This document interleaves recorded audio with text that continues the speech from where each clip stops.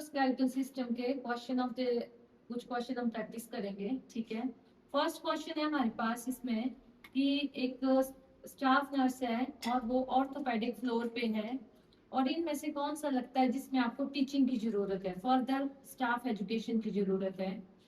इसमें जो है हमारा जो रैशनल रहेगा, करेक्ट आंसर रहेगा हमारा क्वेश्चन नंबर 1। और इसमें हम बोलते हैं कि स्टाफ एजुकेशन की जरूरत हमें तब पड़ती है जब हम कंटिन्यूटी ऑफ द केयर को मेंटेन रखते हैं, बीच में उसको डिस्टर्ब कर देते हैं। तो इसकी जो ऑप्शन रहेगी वो रहेगी ऑप्शन नंबर 1। सेकंड क्वेश्चन है हमारे पास, एक क्लाइंट है जो डायग्नोसिस हुआ है ऑस्टियोपोरोसिस से। ठीक है, सो ऑस्टियोपोरोसिस के बारे में हमें कौन क्या टीचिंग देंगे। तो सबसे पहले ऑस्टियोपोरोसिस होता क्या है, जिसमें जो बोन की जो डेंसिटी है वो कम हो जाती है। जब हमारे पास बोन की डेंसिटी कम हो जाती है तो ऐसा पेशेंट होता है फ्रैक्चर के लिए प्रोन होता है। और ऑस्टियोपोरोसिस में क्या होता है, जो मेनोपॉज के बाद हमारी बॉडी का एस्ट्रोजन कम हो जाता है, तो ऑस्टियोपोरोसिस की दिक्कत फीमेल्स में भी हो जाती है। तो इसकी जो करेक्ट ऑप्शन रहेगी वो रहेगी, एक कॉमन होता है फीमेल में मेनोपॉज के बाद, और एक ये डीजेनरेटिव डिजीज होती है जिसमें बोन की डेंसिटी कम हो जाती है, और सेकंड जब इसमें पेन और इंजरी होती है।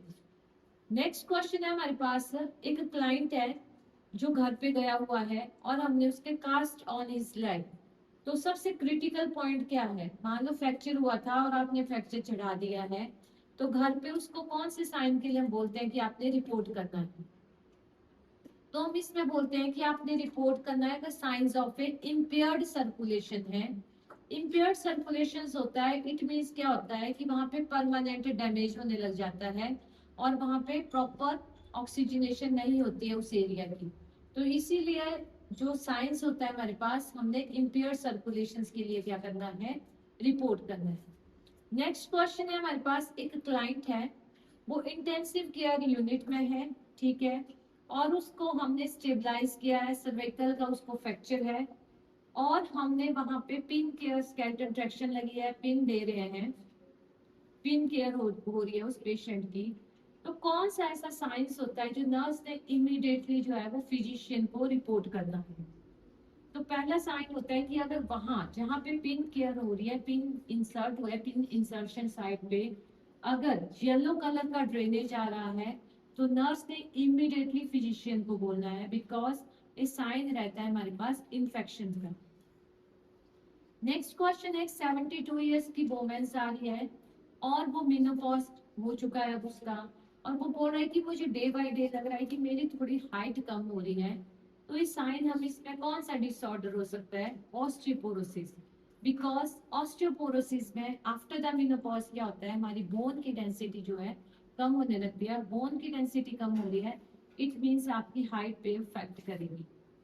नेक्स्ट क्वेश्चन है हमारे पास कि मान लो हमने किसी क्लाइंट का फ्रैक्चर हुआ है, उसको कास्ट अप्लाई किया हुआ है, तो हम उस टाइम पेशेंट को क्या बोलते हैं कि आपने जो अपनी लेग है उसको एलिवेट करना है अबव द ब्लड लेवल, ताकि हम जो वीनस रिटर्न है उसको प्रमोट कर सकें और एडिमा को प्रिवेंट कर सकें।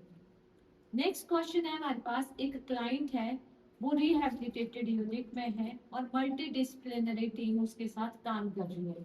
तो वो सारे उसमें क्या होता है, तो वो सारे केयर प्लान को आपस में मल्टी डिसिप्लिनरी टीम डिस्कस करती है और एंड में अपने, ताकि हम डिस्चार्ज गोल्स को पहुंच सके। नेक्स्ट क्वेश्चन है हमारे पास, अगर ऑस्टियोब्लाइटिस है यानी इन्फेक्शन ऑफ द बोन है, तो वो मोस्ट प्रोबेबली किसकी वजह से होता है, तो वो स्टेफाइलोकोकस यूरियस जो होता है वो ज्यादातर रिस्पॉन्सिबल होता है any type of infection in our body, like चाहे थ्रोट का इन्फेक्शन है चाहे बोन का इन्फेक्शन है, तो हमारे पास स्टेफाइलोकोकस यूरियस मोस्टली जो होता है वो रिस्पॉन्सिबल होता है। नेक्स्ट क्वेश्चन है हमारे पास, एक नर्स है वो केयर कर रही है क्लाइंट की, बर्न ऑन हिज लेग, और ऐसी कौन सी इंटरवेंशन होती है जो प्रिवेंट करती है कॉन्ट्रैक्चर। कॉन्ट्रैक्चर कुछ भी नहीं होता है, कॉन्ट्रैक्चर होता है जैसे कि कई बार हमारी अ, उंगली मुड़ जाती है, कई बार हमारी बाजू मुड़ जाती है, मतलब एक्सेस में कोई चीज फ्लेक्स हो जाती है, उसको बोलते हैं कॉन्ट्रैक्चर। अगर मान लो उसकी लेग में बर्न हुआ है और उसमें जो है कॉन्ट्रैक्चर को आपने प्रिवेंट करना है कि लेग फ्लेक्स ना हो, तो उसके लिए हम नी स्प्लिंट का यूज करेंगे कॉन्ट्रैक्चर को प्रिवेंट करने के लिए। नेक्स्ट क्वेश्चन है हमारे पास, अगर टोटल हिप रिप्लेसमेंट की सर्जरी हुई है, ये ऑलरेडी मैं बहुत बार आपको एक्सप्लेन कर रही हूँ कि जब हिप रिप्लेस हुआ होता है तो हम पेशेंट को बोलते हैं अपनी लेग को दोनों को जोड़ना नहीं है और बाहर की तरफ रखना है, ताकि हम क्या कर सकते हैं, इंटरनल रोटेशन को प्रिवेंट कर सकें, ताकि वो जो हमने लगाया होता है वो डिसलोकेट ना हो। शेल्डन डिसलोकेशन, शेल्डन का मतलब होता है कम डिसलोकेशन कौन से पार्ट में होती है हमारे, तो फुट में जो है वो कम डिसलोकेशन होती है।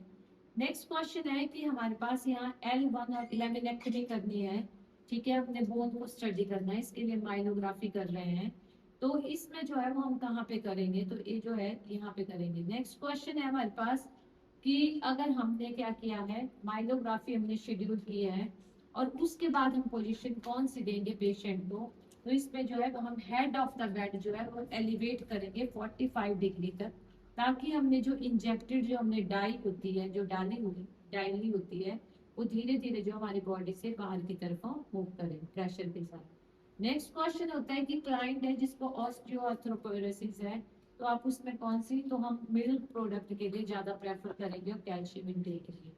नेक्स्ट क्वेश्चन है कि अगर स्केलेटल फ्रैक्चर लगी हुई है तो हमने कौन सी इंटरवेंशन होती है हमने नर्सिंग केयर प्लान में बनानी है, हमने प्रिवेंट करना है कि इमोबिलाइजेशन को आपने prevent the problem of the immobilisation, ताकि जैसे मान लो स्केलेटल लगी हुई है तो वो एक ही पोजीशन में पड़ा हुआ है, तो हमने इमोबिलाइजेशन को प्रिवेंट करने के लिए बार बार फ्रीक्वेंटली क्या करनी है, उसकी पोजीशन चेंज करनी है। Thank you.